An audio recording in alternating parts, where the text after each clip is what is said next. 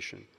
So for those of you who are non-technical and heard a foreign language there with CNNs and some of the other acronyms that are being used, the thing about artificial intelligence is it's going through a lot of evolutions over a very short period of time. So whatever the infrastructure that was used probably 5 years ago is very different to the infrastructure that's being used today. But what Jensen's point was, I think it's a very important point, is Nvidia has always been relevant. Historically, we see companies that are relevant at one phase of development, and then as the infrastructure changes, they become irrelevant. But you guys were able to innovate and push through. Let's move to a non-AI related topic for a second. I want to talk about education. So today, knowing what you know, seeing what you see, and being at the cutting edge of this technology, what should people focus on when it comes to education? What should they learn? How should they educate their kids and their societies? Wow, excellent question. I'm going to say something, and it's going to sound completely opposite of what people feel. You probably recall, over the course of the last 10 years, 15 years, almost everybody who sits on a stage like this would tell you it is vital that your children learn computer science. Everybody should learn how to program. And in fact, it's almost exactly the opposite. It is our job to create computing technology such that nobody has to program. And that the programming language is human. Everybody in the world is now a programmer. This is the miracle.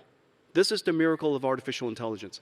For the very first time, we have closed the gap. The technology divide has been completely closed. And it's the reason why so many people can engage artificial intelligence. It is the reason why every single government, every single industrial conference, every single company is talking about artificial intelligence today. Because for the very first time, you can imagine everybody in your company being a technologist. And so this is a tremendous time for all of you to realize that the technology divide has been closed. Or another way to say it, the technology leadership of other countries has now been reset. The countries, the people that understand how to solve a domain problem in digital biology or in education of young people or in manufacturing or in farming, those people who understand domain expertise now can utilize technology that is readily available to you. You now have a computer that will do what you tell it to do, to help automate your work, to amplify your productivity, to make you more efficient. And so I think that this is just a tremendous time. The impact, of course, is great, and your imperative to activate and take advantage of the technology is absolutely immediate, and also to realize that to engage AI is a lot easier now than at any time in the history of computing.